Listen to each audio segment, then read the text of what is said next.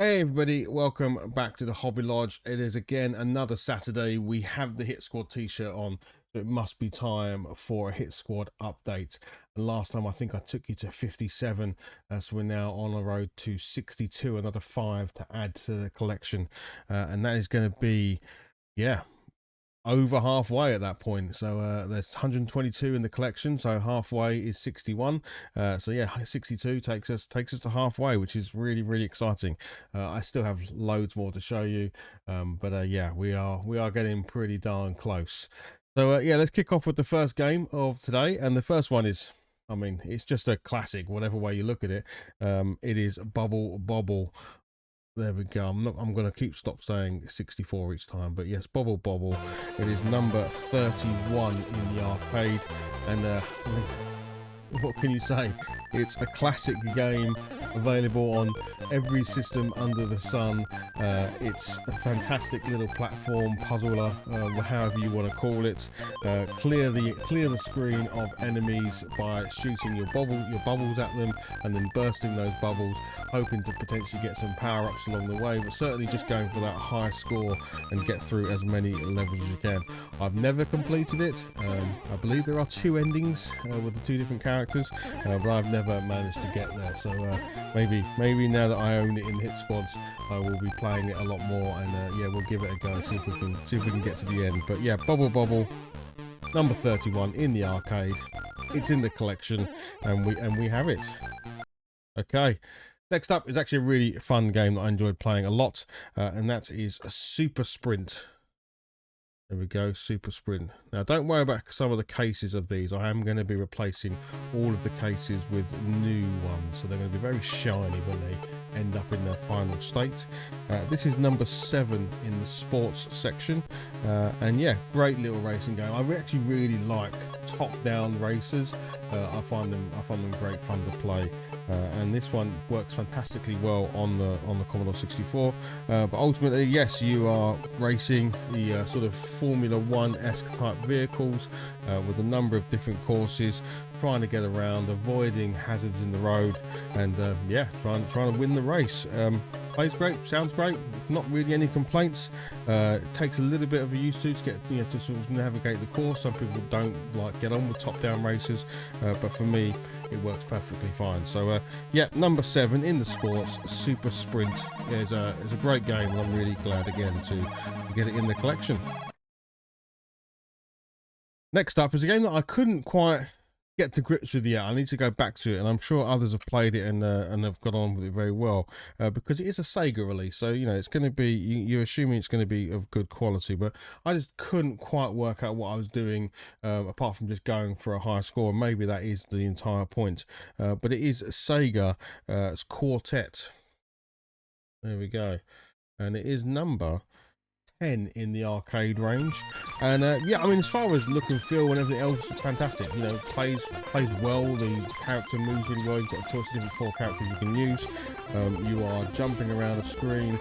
You can get a jetpack so you can float, and you shooting down enemies, and you're trying to get to the exit. And on the way, that's pretty much it. Going for that high score. I didn't really get a sense that I was meant to be doing anything else. So yeah, just doing that, and it works really well. So graphics good, sounds good. I mean, what do you expect from a Sega title? But yeah, just a really good quality game.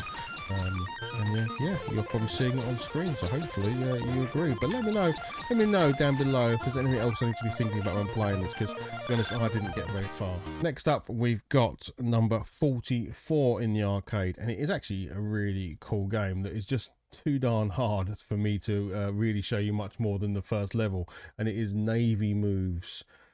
There we go. Cool cover art as well. Like, he looks badass. But yes, number 44 in the arcade.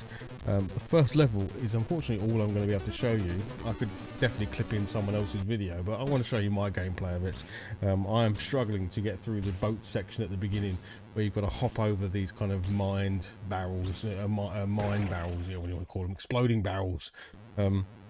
And you've got to really time your jumps, and I really struggle with it. I did it a lot to try and get past it, and each time I do get a little bit further, so I'm hopeful that I can make it past the first level. But from what I've played, it plays really well. Even that level, even though it's frustratingly hard to get past those barrels, it works fantastic. So I'm really looking forward to seeing what else is in the game. I haven't done the spoilers, I haven't looked ahead at other people's videos or anything, because this is one I'm probably going to play today even, because it just seems to work fantastically well. Great music, great graphics, but it's just brutally hard. So I wonder, maybe you'll let me know below if the rest of the game continues to be brutally hard, or is it just getting past that first level with the barrels. But yeah, really cool little game. I really liked it. It was one that was a bit more difficult to find, but yeah, we've got it. It's in the collection. It's number 44 in the arcade, and yeah, good one to add. Okay, last up, we've got the big hitter. I always try and save the big hitters to last, and I know for some people this has been a really difficult one to get hold of. It is number 23 in the sports section, and it is WWF European Rampage. Some classics on the front there with Macho Man Randy Savage, The Warrior, and Bret the Hitman Hart. Those were the heydays of WWF for me, I think. So yeah, I'm not going to pretend that it's an amazing game. I mean, it does okay. As wrestling games go on the Commodore 64, for me, it works fine. I mean, in this era, there weren't many games that really pulled off wrestling as well as, say, like the later eras with the PS1s and the N64s and all that sort of stuff.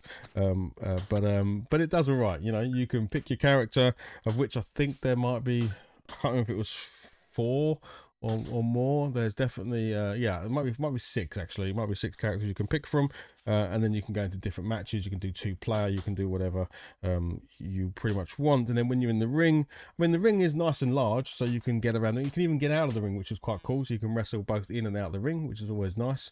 And yeah, it is punching, kicking, running them off the ropes, elbowing, some moves in there as well, like suplexing people above your head, but understanding the controls and you know, button mashing and stuff like that. But it works perfectly fine. You know, it looks good, it sounds good. Definitely the sound in it's fantastic.